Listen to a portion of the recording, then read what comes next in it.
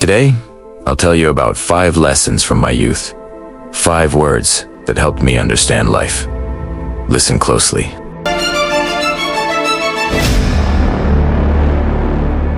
When I was your age, our village was very poor. Once, I was a thin, restless boy who dreamed of changing everything. One year, after many failed crops, we finally had a good harvest.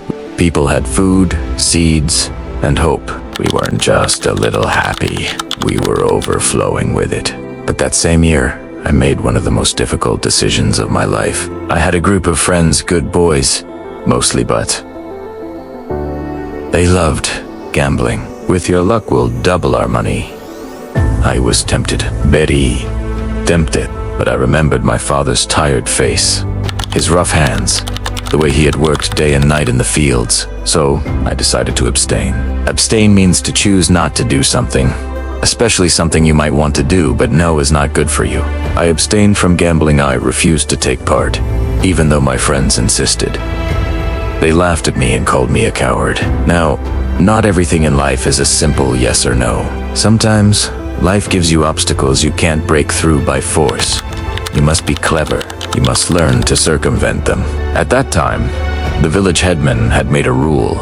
It was on fire, especially to the poor. But he was powerful, and no one dared argue. We had to find another way. One day, while wandering near the forest, I discovered a narrow path behind thick bushes. I followed it and found a small, hidden stream with clean, cool water. So my friends and I quietly cleared the path, built small stone steps, and told the villagers, slowly. People began using the stream more, and the taxed, well, less. The headman saw fewer people coming, and eventually removed his tax. That is how we circumvented the problem. Circumvent means to find a way around a difficulty or rule, often by being clever rather than by direct confrontation. We didn't attack the headman. We simply found another source of water and went around him. But not everything that looks clever is truly original. Sometimes, what we create is just a copy of someone else's idea. That's when we call it derivative.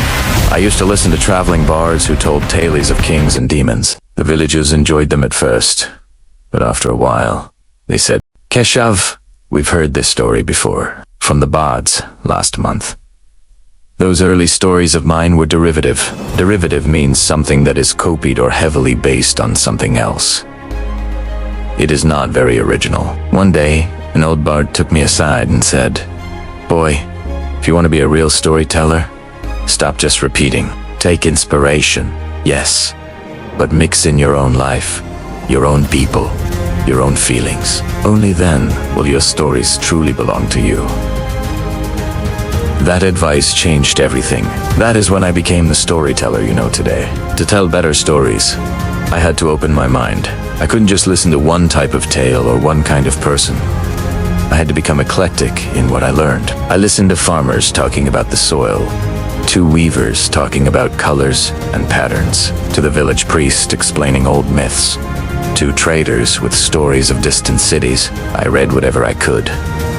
Religious texts, folk songs, poems. I collected ideas from everywhere, stories of love and war, jokes, riddles, proverbs, even the gossip of old aunties. My mind became a garden of many different seeds. That is what eclectic means. An eclectic storyteller takes a bit from history, a bit from myths, a bit from everyday life, and mixes them into something rich and unique. So when I tell you stories now, you might notice there's wisdom from the priest, humor from the traders, drama from the old bards. That is an eclectic style.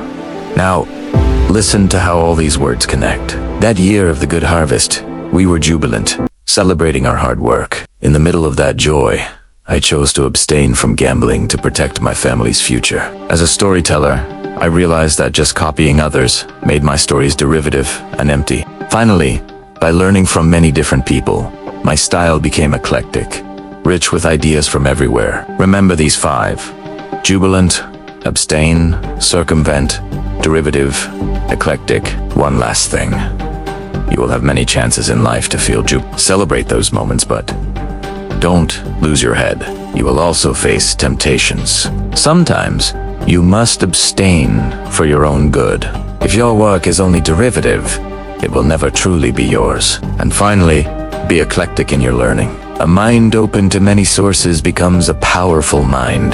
Now go, and before you sleep, try to use one of these words. That is how, in my youth, I turned simple words into lifelong companions.